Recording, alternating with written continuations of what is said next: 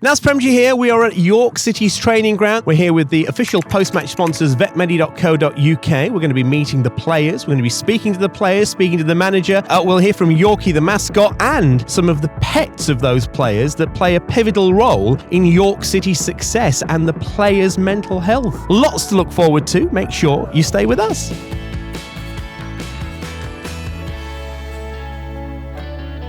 Animals, and your pets, whether it's cats, dogs, whatever pet you have, they become part of the family very quickly.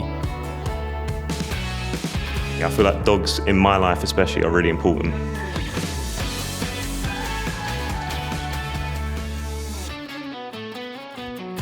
Right, we're here at York City's training ground with George Sykes, Kenworthy, Alex Newby, Ben Brooks and Alfie, Greg Ollie. George, let's first of all start with how you think the season's gone so far. It's going well so far, to be fair.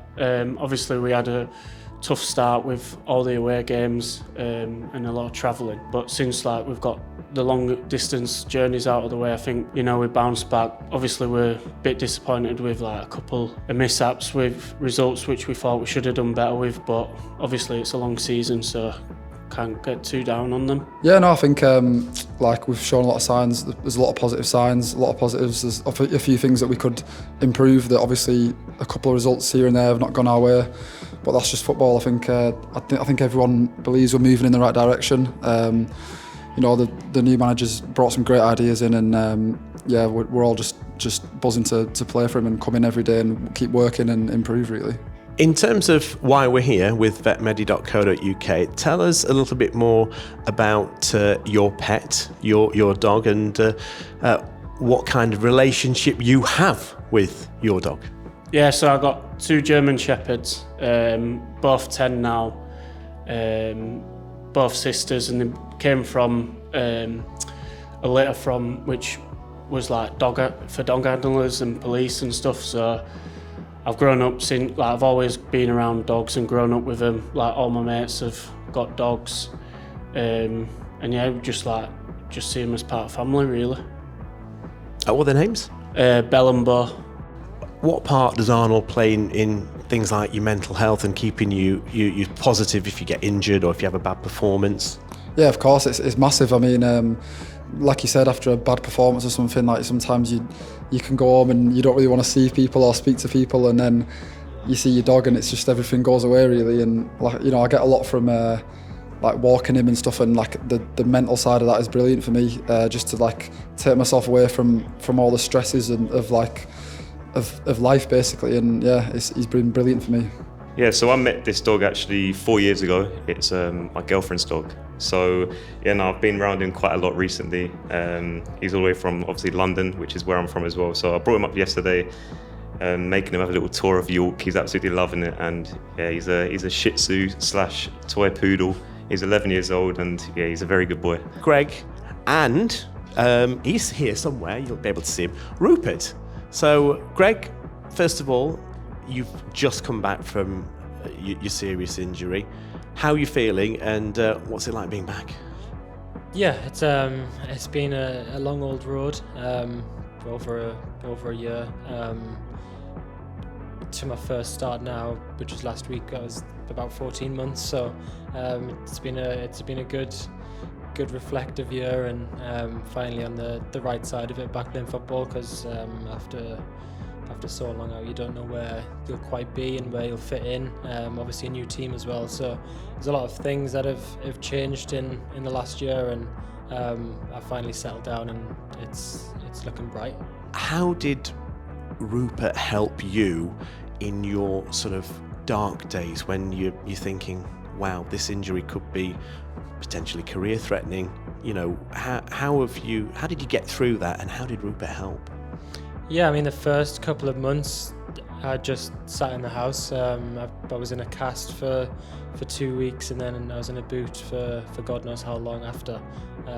Wasn't able to actually walk them, which is one of my favourite things to do. It just gets you out the house, and look, it's for coming home, and when you get approached, and it's he's always bringing something to give me as like a gift as I walk through the door.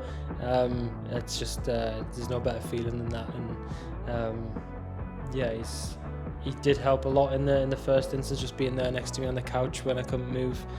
And just again, it's just a bit of a responsibility for me to not have anything else to do, but I can make sure that he's well looked after.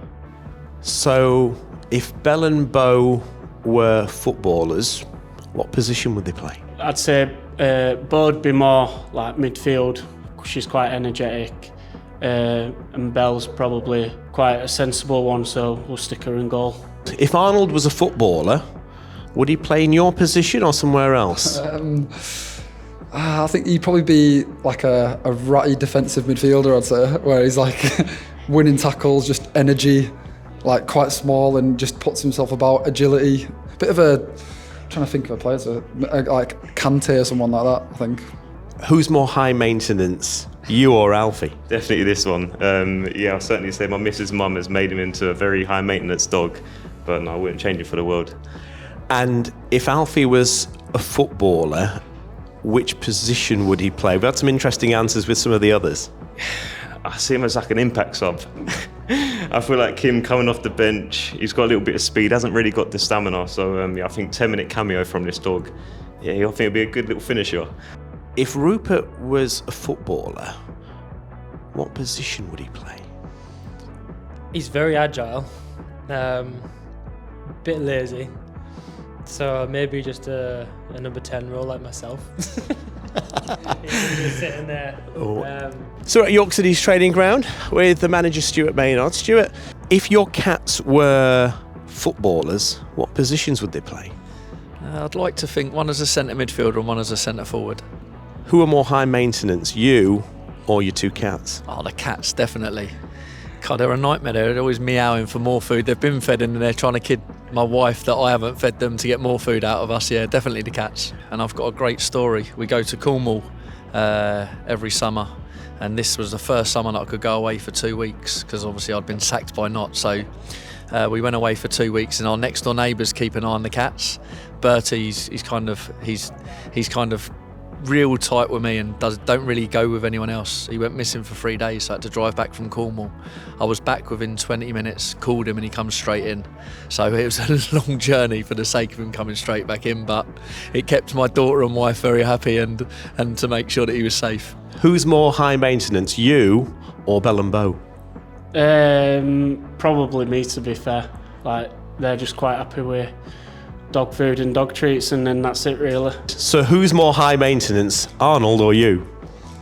Definitely Arnold. Definitely Arnold, yeah. I think I don't know if it's a pug thing, but he's got like separation anxiety and stuff, so like he can't leave him for too long. He'll start barking when I leave the room. Even just over there then, when I seen him after training, and I went over to see him when I was coming off the pitch, and then he was barking when I left him again, so he's hard work sometimes. Who's more high maintenance, Rupert or you? It's a good question. I'd probably say Rupert. He has been since he was a young pup. When he first came home, he was just a ball of energy, and he's never changed really, so I'm going to go for him. How have Bell and Bo played a part in helping you get over maybe disappointments with injury, disappointing results, disappointing performances? Have they been a real help? Yeah, like obviously you can't understand what a dog's saying or anything like that, but you know, like every day is a good day to them. Like they don't really have any bad days.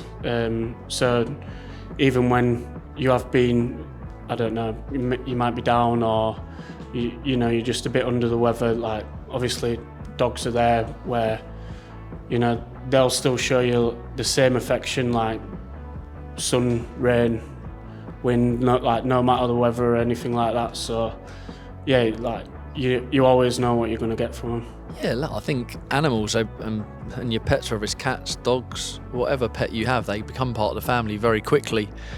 So yeah, you become close to them, and they have their own characters and own personality. So yeah, it distracts you when you come home and get through the door. It definitely does. When you do have a bad day, or you've had a bad game, or something's happened, or you've got injured, how important are pets and animals to sort of keep you sort of mentally sound and give you that sort of boost when you're maybe not having the best day? Yeah, honestly, I feel like obviously at times speaking to another human can be more infuriating when things aren't going right. So sometimes just being in the company of a dog, for example, I've got a Bernese Mountain Dog myself, so being around him, if I'm at my girlfriend's house, being around obviously Alfie, I feel like honestly it takes a lot of stress away from you sometimes. Even though they don't talk to you, I feel like you just get that sense of them just like being there for you. So I feel like dogs in my life especially are really important. At points in that 14-month period, Greg, you must have felt like the world was ending for you, because the worst thing for any professional footballer is not being able to play, and potentially in that period not knowing if you'll play again. How did Rupert help, and how did you keep your own sort of mental strength going through that period? Because it's hard, isn't it? So again, just having him around was a godsend, really, just to be able to comfort me whilst I was just sitting there, and he's happy just to crawl up next to me and lie there. So.